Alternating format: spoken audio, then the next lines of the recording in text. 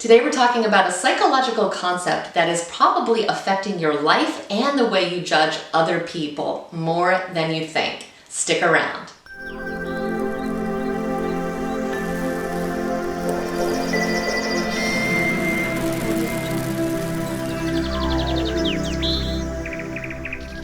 Welcome back. My name's Nina, and here at this channel we talk all about how to understand our own psychology so we can lead our best life possible.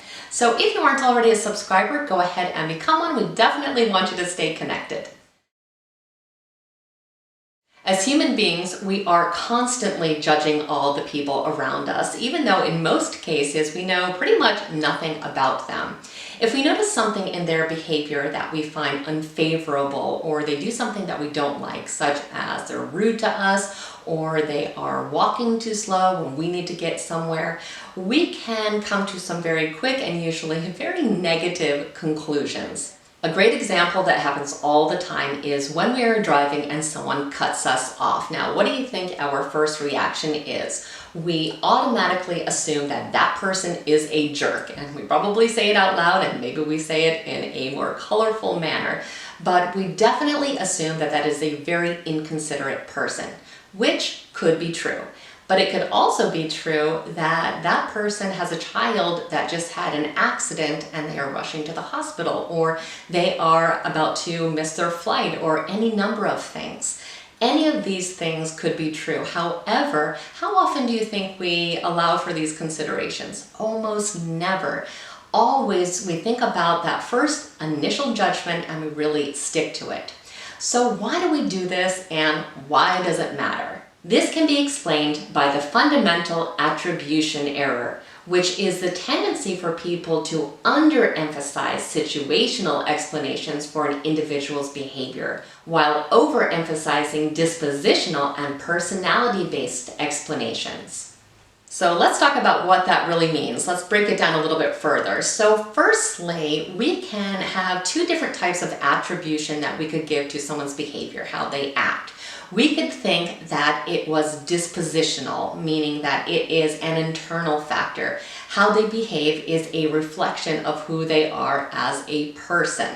And on the flip side, we have situational attribution, which is where we feel that it's because of something external happening that is motivating the behavior. So it's because of some kind of specific circumstance that they are acting the way that they are acting. Now, very interestingly, this is how we are much more likely to judge our own behavior when it is negative. So we are more likely to believe that it is because of some specific circumstance that we are acting in that way. However, we are much more likely to believe other people's actions are due to something dispositional.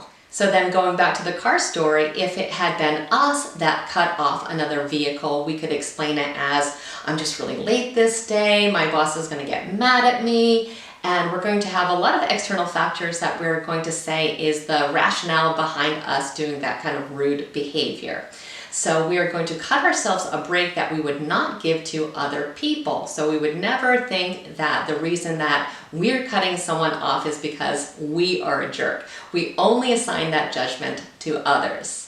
But the truth is that behavior is much more complicated than this. It's very rare that behavior would be purely situational or purely dispositional. Usually we are somewhere in the center. Our behavior is something that has to do with who we are as a person, our genetics, our personality, and whatever environment we are in, whatever situation we are in. When we are in situations that are extreme, of course, we're going to get pushed to one side of the spectrum. So when we are in a negative situation, it may greatly change our behavior. Think about someone that you know that has a wonderful disposition. Maybe they are warm and bubbly and just always makes you feel good, and you love their behavior most of the time.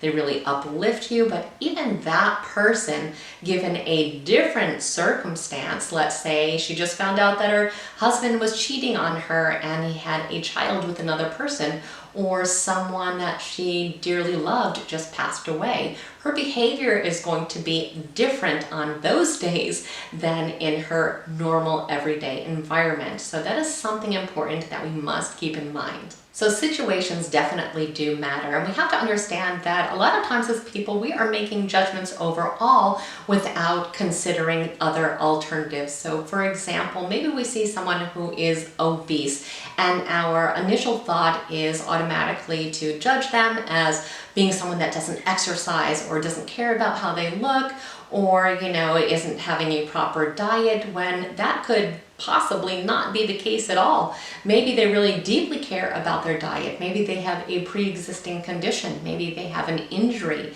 that doesn't allow them to exercise. Maybe they are deeply depressed or having some other kind of issue that we do not know. So it's just important that we remember not to judge people based off of those initial reactions that we get a lot of times. We need to learn to think about things more deeply and to make other considerations. So why is this important? Why is the fundamental attribution error so significant? It's important because it really influences how we show up in this world, because everything is based off of our own perception. And if we are constantly just assuming the motive for everyone's behavior is something negative in nature, we're going to usually respond in a negative way. If someone cuts us off because they are rushing to the hospital, likely we would have a different response than if they were cutting us off because they were really a jerk. So it's very important that we keep in mind that we are making these judgments without a lot of information.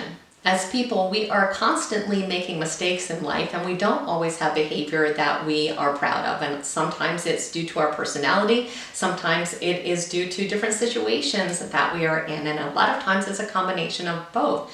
But either way, we expect other people to be understanding and compassionate to us, and therefore it's important that we start to give other people that same understanding and compassion. And that's why it's important that we start to think about other explanations that could be possible for different behavior. I also wanted to mention something called the actor-observer bias, which is kind of the combination of the way we attribute other people's behavior towards things that are internal and our own behavior towards things that are external.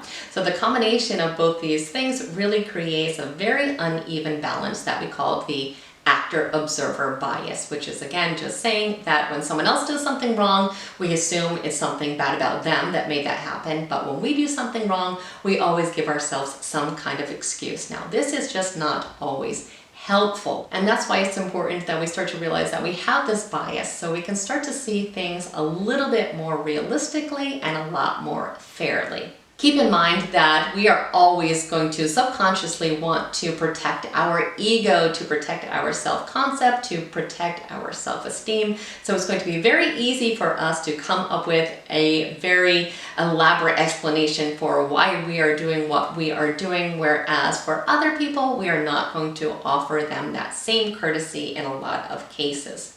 So what can we do to kind of lessen this effect? This has a very simple answer, and that is that awareness is key. Just by knowing that we have the inclination towards this bias is going to help us to take a step back and think twice in situations before we come up with all these little quick judgments that are usually very negative in nature. And it's important because if we're constantly thinking negative things about other people, we're going to start to have a very negative view of the world.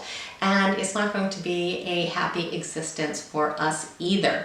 So we want to make sure that we do take that step back and think about what potentially else could be happening in any given situations, and give people the benefit of the doubt. Think about how much better your life would be if you were giving people the benefit of the doubt. You would have a much happier disposition yourself because you're going to believe the world to be a better place. We have to realize that in most situations, we simply do not have enough information to be judging someone in the first place. So we are judging them off of very, very, very limited information, and we get upset when other people judge us with such limited information. We also want to think about how this might play out in an argument. I know right now we are right in election season and there are a lot of emotions going on and probably a lot of hot conversations. So think about an argument. Usually when we have an argument, we are very quick to blame the other person for how we feel. We are going to blame them for getting our temper to rise because we don't like what they are saying. However,